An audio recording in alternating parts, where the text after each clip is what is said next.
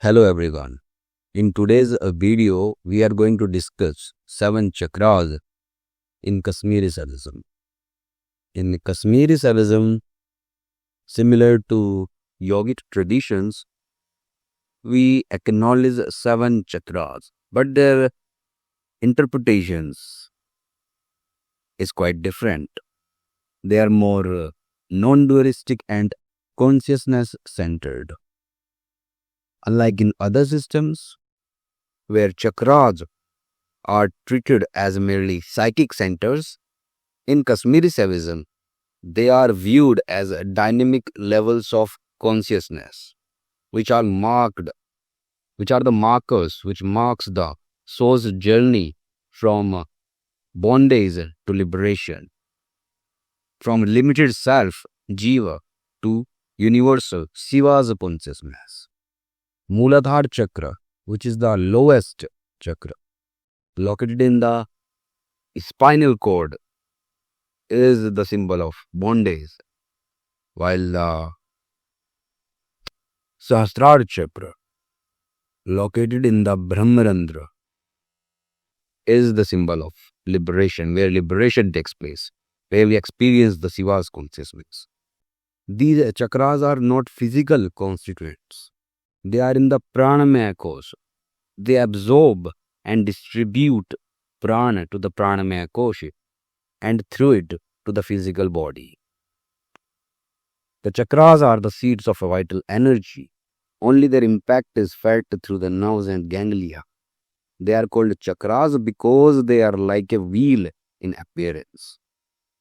Namely, they are 7 in number: Muladhara, Swadhisthana, Manipura, Anahat, Vishuddha, Agya, and Sahasrara.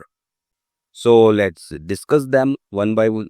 First, let's see Muladhara chakra, which is located in the base of the spine and which is represented or symbolized by 4 petaled lotus, which has earth as its element, and Brahma, the creative potential, is the deity here in the Muladhara chakra.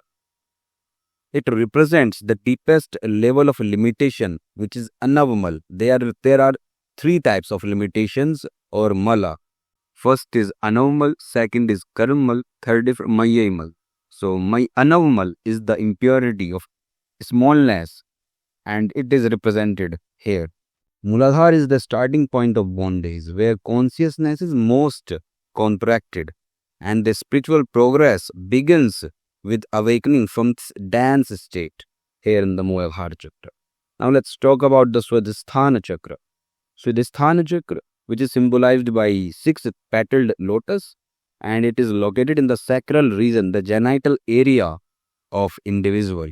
Element here is the water. Water is the element in Swadhisthana chakra, and Vishnu, the sustainer, is the deity here. In Kashmiri Sufism, the Swadhisthana chakra is connected with karmamal, which is the impurity related to the doership.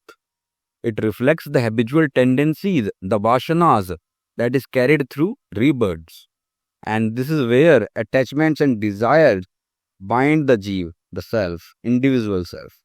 Now let's talk about the Manipura chakra, which is located in the navel region, and fire is the element here, which is symbolized by 10 petaled lotus, this Manipura chakra. Rudra, the transformative power, is the deity here in the Manipura chakra, and this chakra is associated with the emergence of ego, ahankar. And if one master over this chakra, it leads to sattvic will and self-control, which is linked to spiritual pride or effort. Now let's talk about the 4th chakra, that is Anahata chakra, which is symbolized by 12 petaled lotus, and it is located in the center of the heart. Air is the element of this chakra, and Ishvara is the deity considered in Anahata chakra.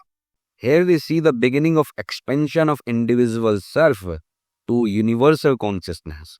The heart is the seat of Shiva in his immanent form, the worldly form, and that is called Hridaya. The practitioner experience spontaneous bliss, which is called Anand, and universal love here.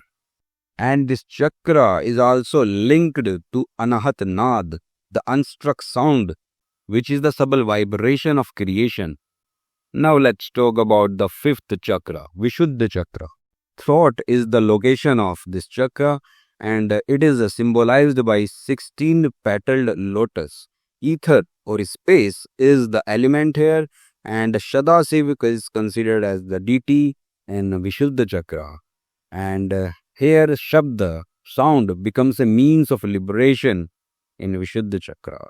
The Nad, sound vibration, is refined and merged into Bindu, the concentrated consciousness.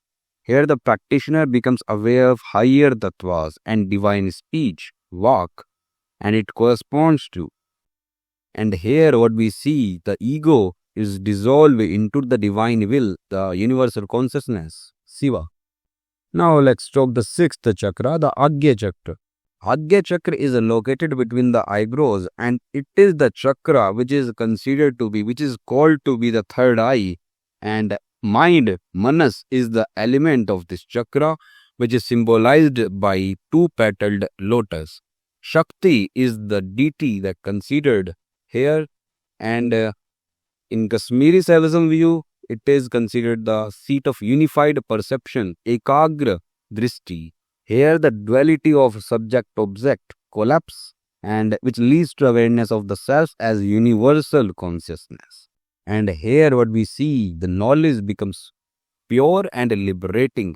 Yogi here may enter the state of Turiya. Turiya, which is the fourth state beyond waking, dreaming and sleeping.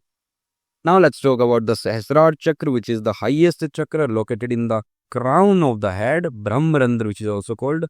And there is no element here. It is beyond all five elements, and it is symbolized by 1,000 petaled lotus. Param Shiv, the absolute, is the deity in Sahasrara chakra, and it is the state of complete merger of the self with Param Shiva. So here we see no duality, no ego. Here the Kundalini Shakti unites with Shiva, and I consciousness, Aham, becomes universal.